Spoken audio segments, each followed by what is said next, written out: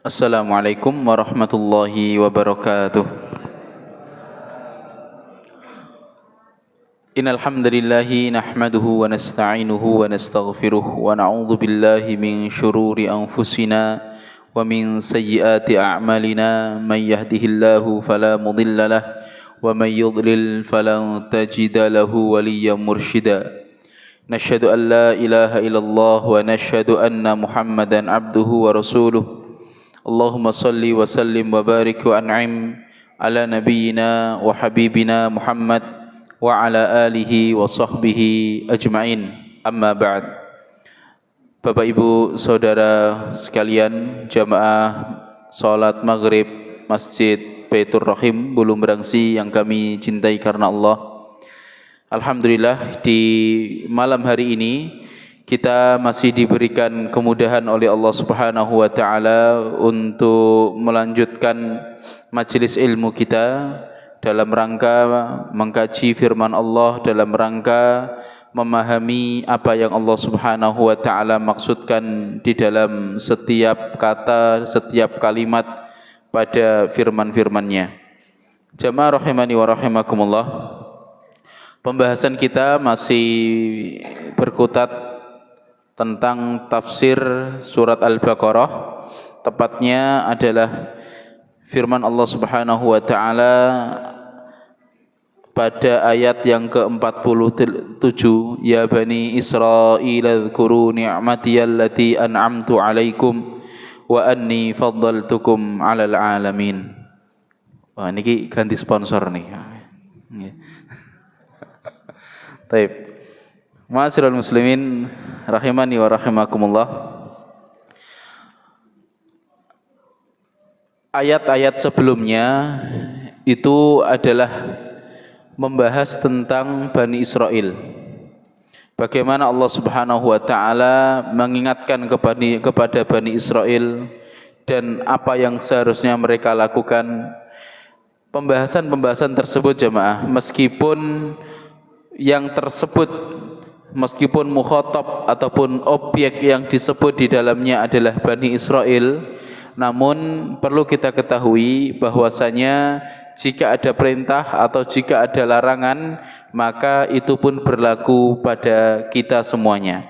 Seperti halnya ketika Allah Subhanahu wa taala memerintahkan Bani Israel untuk sholat, untuk zakat, untuk ruku', maka perintah tersebut juga berlaku kepada kita semuanya. Kita diperintahkan untuk sholat, kita juga diperintahkan untuk zakat, kita juga diperintahkan untuk ruku', kita juga diperintahkan ketika ingin meminta pertolongan, kita meminta pertolongan kepada Allah dengan cara sabar, dengan cara sholat, sebagaimana yang telah kita bahas pada ayat-ayat sebelumnya. Ayat yang ke-47 ini, Allah Subhanahu wa taala masih membahas tentang Bani Israel. Ya Bani Israel, wahai Bani Israel. Sekali lagi, yang dimaksud dengan Bani Israel adalah keturunan-keturunan Nabi Yakub. Ya, keturunan-keturunan Nabi Yakub yang mereka terbagi menjadi 12 marga ataupun 12 anak suku, sesuai dengan jumlah 12 putra Nabi Yakub. Ya Bani Israel, wahai Bani Israel, utamanya adalah Bani Israel yang kala itu bersama Rasulullah sallallahu alaihi wasallam di Madinah, yaitu Bani Israel dari kalangan Bani Qainuqa, Bani Israel dari kalangan Bani Quraidah, dan juga Bani Israel dari kalangan Bani Nadir. Ya. Ya Bani Israel, wahai Bani Israel, uzkuru, ingatlah. Ingat tentang apa? Ni'mati. Ingatlah tentang nikmatku, allati yang an'amtu, aku telah memberikannya, aku telah mengkaruniakan alaikum kepada kalian. Wahai Bani Israel, ingatlah terhadap nikmat-nikmatku yang mana aku telah mengkaruniakan nikmat tersebut kepada kalian. Di antara nikmat yang Allah Subhanahu wa taala berikan kepada Bani Israel, jemaah, adalah di antaranya ketika Allah selamatkan Bani Israel dari kejaran Fir'aun. Ketika Allah Subhanahu wa taala karuniakan Bani Israel makanan, minuman, manna wassalwa. Ketika Allah Subhanahu wa taala menangkan Bani Israel dalam pertempuran, ketika pembukaan atau penaklukan Baitul Maqdis yang dipimpin oleh seorang nabi yang bernama Yusha' bin Nun, atau yang biasa disebut dalam bahasa Latin sebagai Joshua. Itu adalah nikmat-nikmat yang Allah Subhanahu wa taala, atau di antara karunia yang Allah Subhanahu wa taala berikan kepada Bani Israel.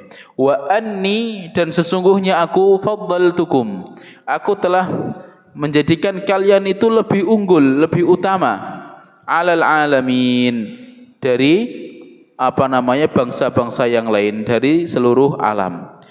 Yang dimaksud adalah apa jemaah? Yang dimaksud adalah Allah Subhanahu wa taala memilih dan mengunggulkan Bani Israel dari bangsa-bangsa yang lain kala itu di zamannya. Jadi di zaman Nabi Musa ada bangsa-bangsa yang lain, ada bangsa Koptik yang ada di Mesir, kemudian ada bangsa Amalek, ada bangsa Kan'an, ada bangsa Arab. Ya, ketika di zaman Nabi Isa ada bangsa Yunani dan bangsa-bangsa yang lain. Allah Subhanahu wa taala jadikan Bani Israel itu sebagai bangsa pilihan, lebih baik daripada bangsa-bangsa yang lain.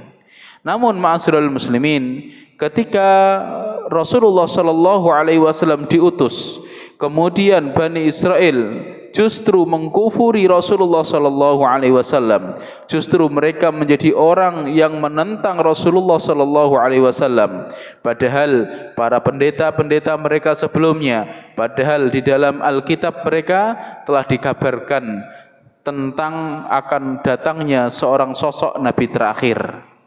Namun ketika mereka mendustakan Rasulullah, mereka mendustakan Al-Quran, yang awalnya mereka menjadi bangsa pilihan, sekarang menjadi bangsa yang terlaknat. Ya, yang awalnya mereka menjadi bangsa yang terpilih, bangsa yang unggul, namun karena kekufuran mereka, maka mereka menjadi bangsa yang rendah, mereka menjadi bangsa yang terhina. Ya, mereka bangsa yang ahli khianat dan lain sebagainya.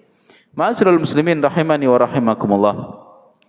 Terpilihnya sebuah bangsa itu jemaah, unggulnya sebuah bangsa itu sejatinya bukan dikarenakan fulan anak fulan, fulan anak fulan, bukan hanya sekedar itu. Tapi sebuah bangsa menjadi terhormat, sebuah bangsa menjadi bangsa yang terpilih adalah ketika mereka semakin taat kepada Allah Subhanahu wa taala. Ketika Bani Israel yang mana dulu mereka diistimewakan betul oleh Allah, ya, mereka diunggulkan, banyak nabi-nabi yang diutus oleh Allah kepada Bani Israel.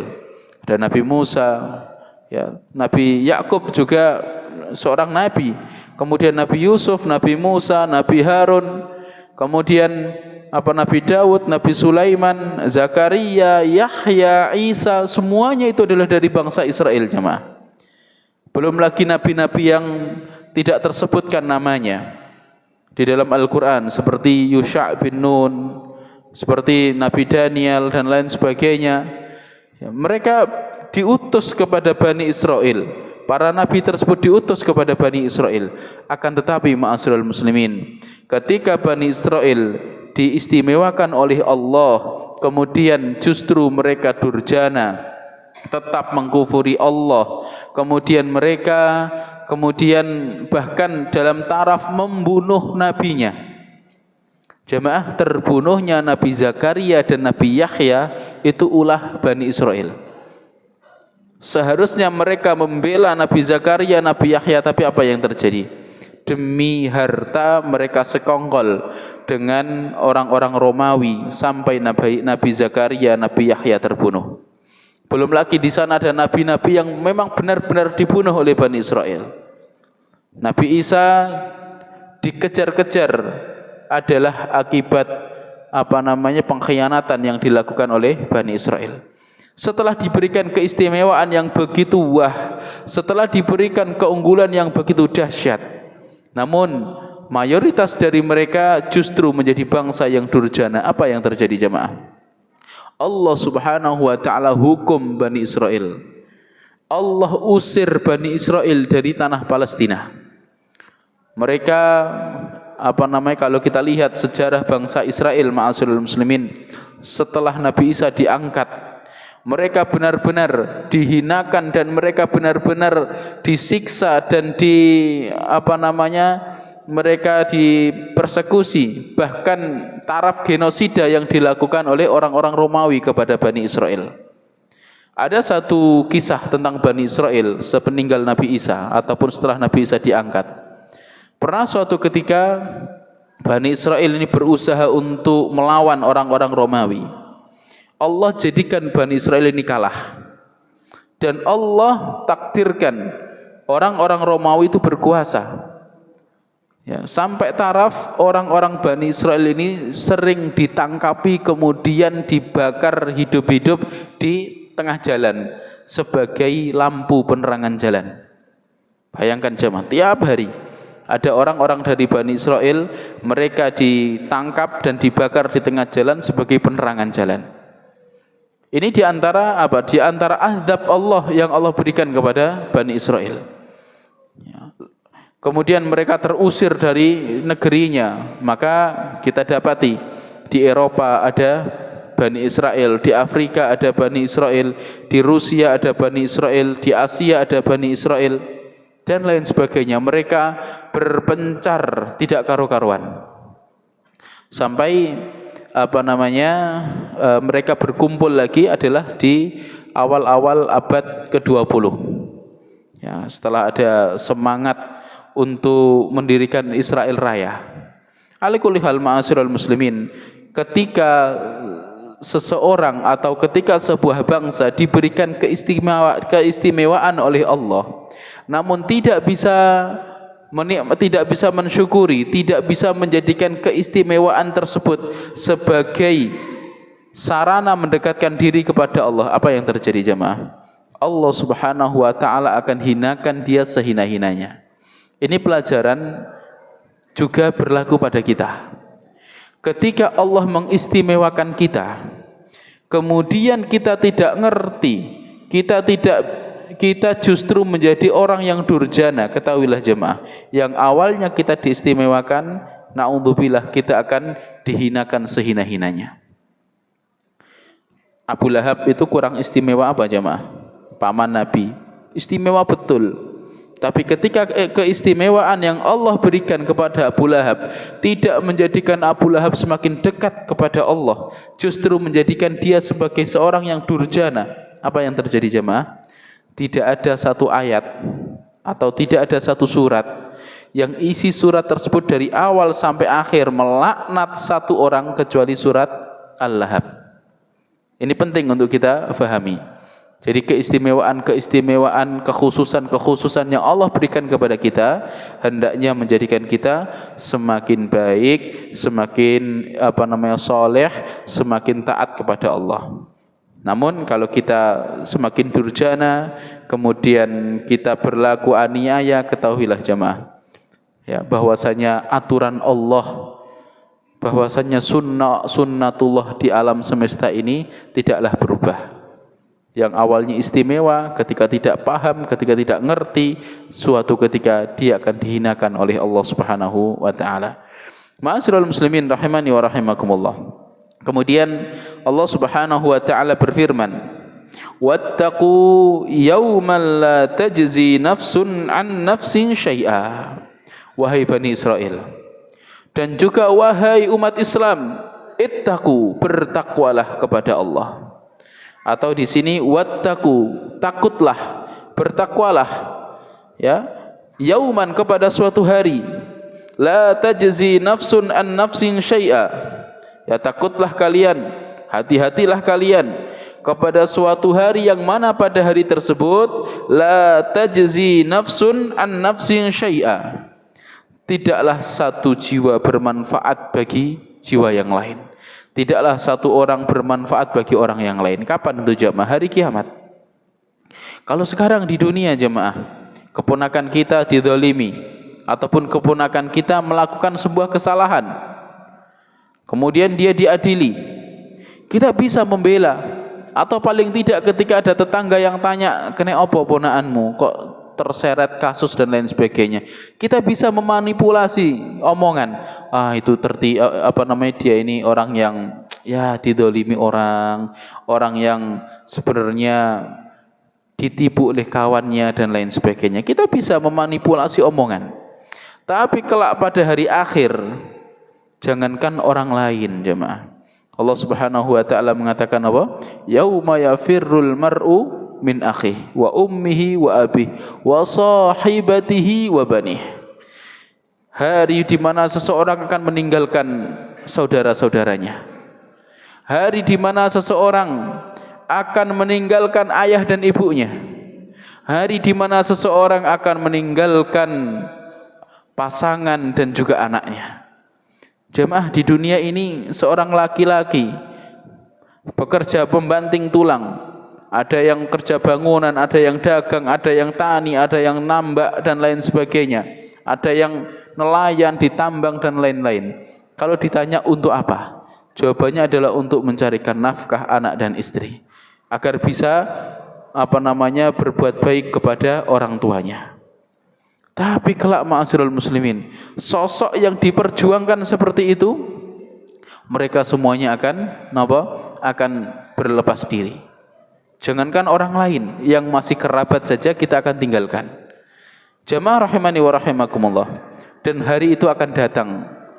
Hari kiamat itu pasti terjadi. Hari di mana kita tidak bisa memberikan manfaat kepada orang lain pun tidak bisa memberikan manfaat kepada kita. Yaumal la tajzi nafsun an nafsin syai'ah wa la yuqbalu minha syafa'ah, dan tidaklah diterima atau tidaklah mereka bisa mendapatkan syafaat. Ma'asyiral muslimin, syafaat itu ada, sebagaimana yang pernah kita jelaskan, bahwasanya syafaat itu ada di dalam akidah Islam. Ada konsep namanya syafaat. Syafaat diantaranya adalah untuk menaikkan derajat. Fulan berada di surga yang tidak terlalu wah, ataupun derajatnya di bawah Firdaus. Bisa ketika disyafaati dia bisa naik derajatnya ke surga Firdaus. Atau fulan awalnya di neraka. Ya, seorang muslim banyak dosanya, diadab oleh Allah Subhanahu wa taala di neraka. Kemudian datanglah anaknya yang soleh, atau datang saudaranya yang soleh, atau siapa. Kemudian orang tersebut meminta kepada Allah, ya Allah selamatkanlah fulan. Kemudian Allah bisa, ataupun Allah menyelamatkan fulan tersebut karena syafaat yang diminta oleh orang tadi. Jadi konsep syafaat itu ada. Namun jemaah, bagi orang-orang kafir, lambok siapapun yang mensyafaati, maka orang kafir tersebut tidak berhak untuk menerima syafaat.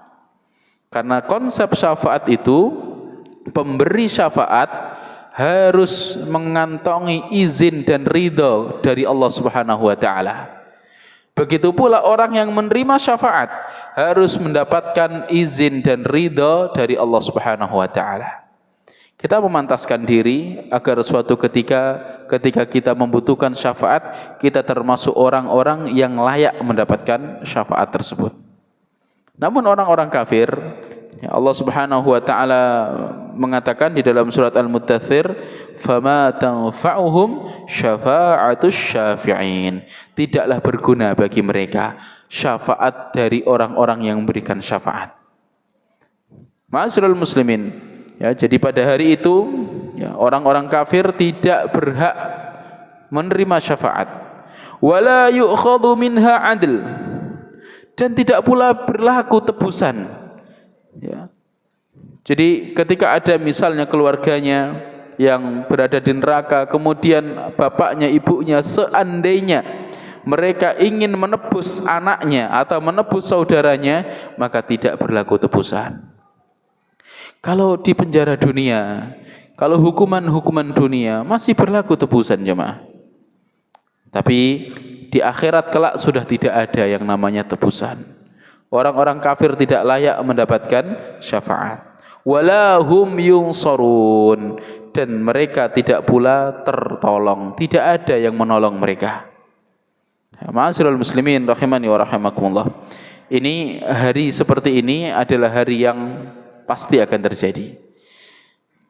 Memang seorang muslim ada potensi mendapatkan syafaat, ya, seorang muslim ada potensi untuk menerima pertolongan. Namun ketahuilah jemaah, kita perlu untuk memantaskan diri. Jangan kemudian kita ngeloyor, kemudian engko njaluk syafaate fulan, wis aku tak gandolan sarunge takmir, nggih. Melorot jemaah, nggih. Ma'asyiral muslimin, kita pantaskan diri kita, kita perbaiki diri kita suatu ketika ada orang soleh, anak kita yang soleh soleha, orang tua kita yang soleh, ya bahkan ketika Nabi memberikan syafaat kepada kita, kita termasuk orang yang layak mendapatkannya.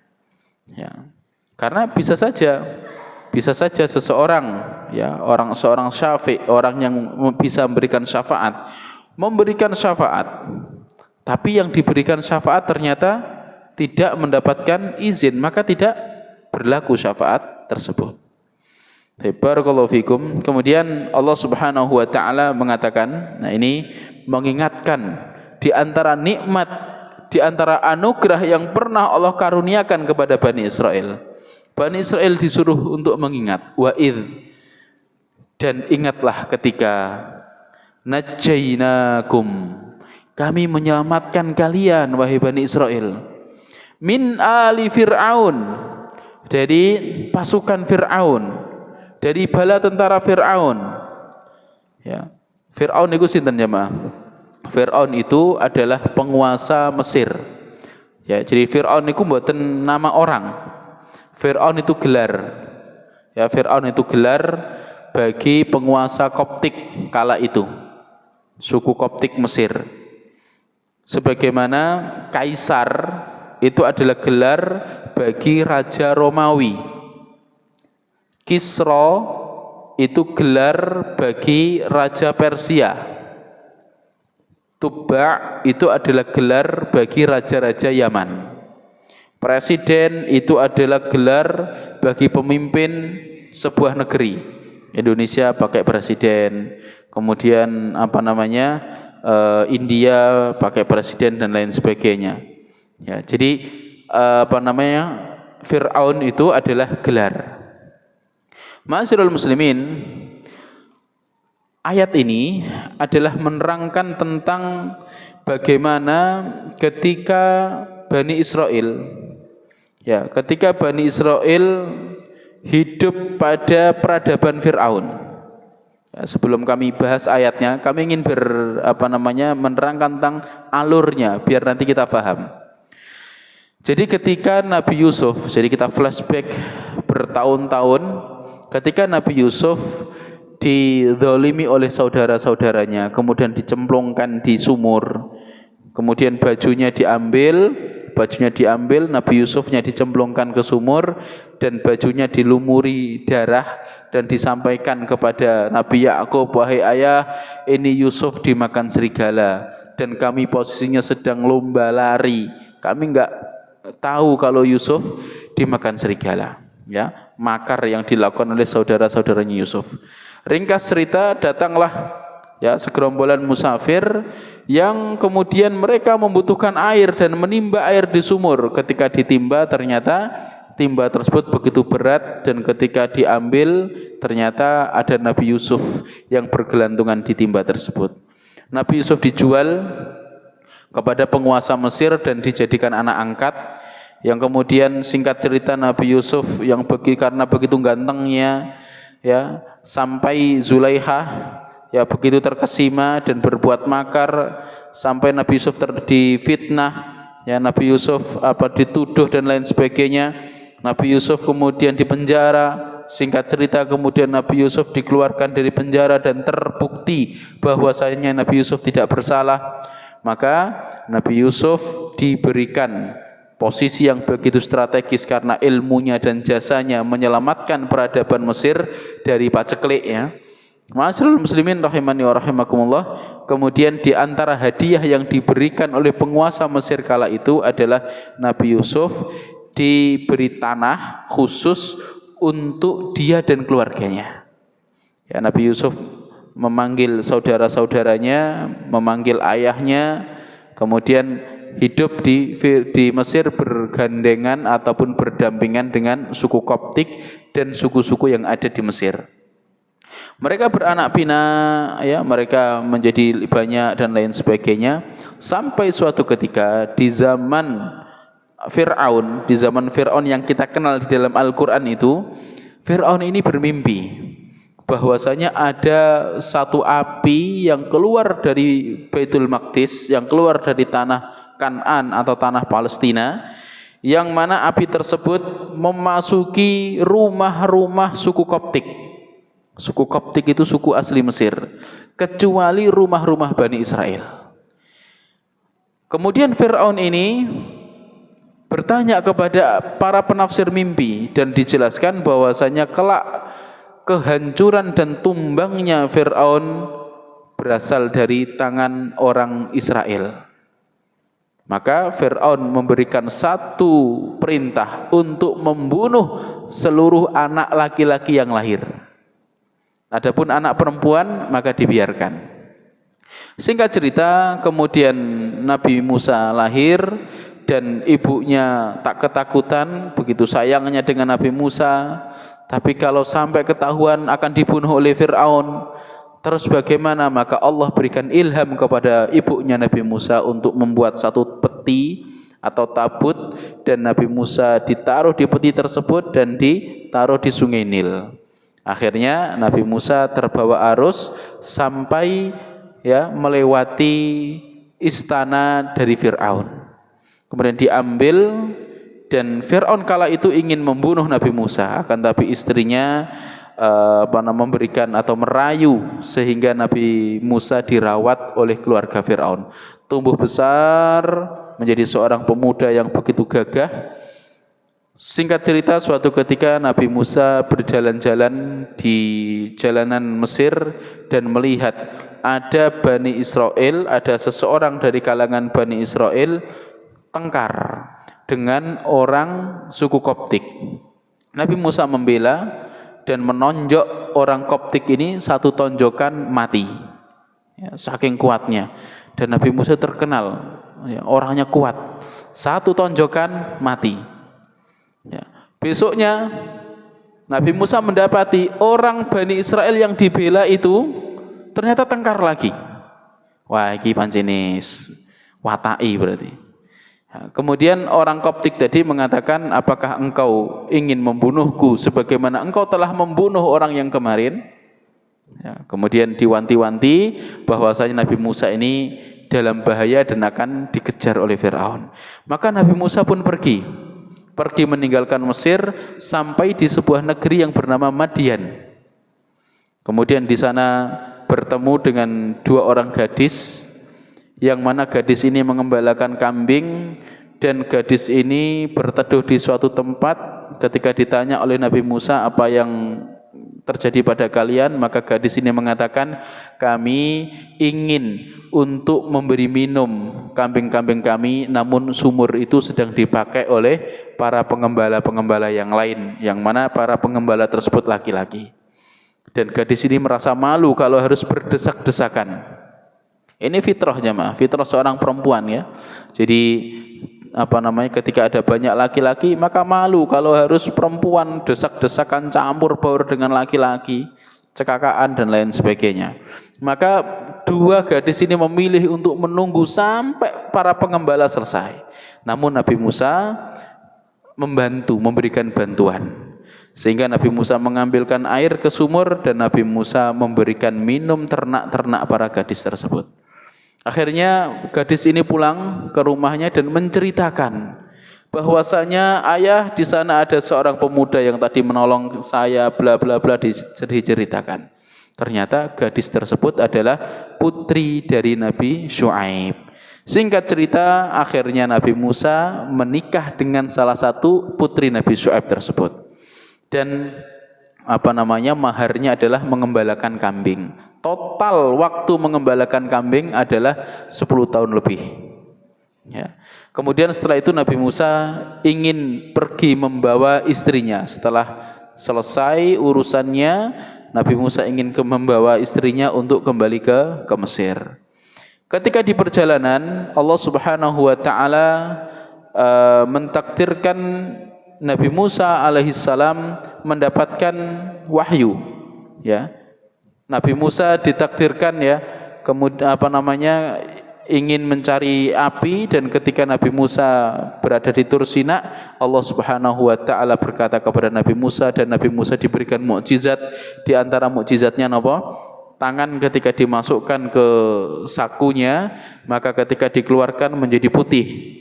Kemudian tongkatnya bisa berubah menjadi ular. Maka Nabi Musa, singkat cerita, diperintahkan untuk berdakwah kepada Fir'aun.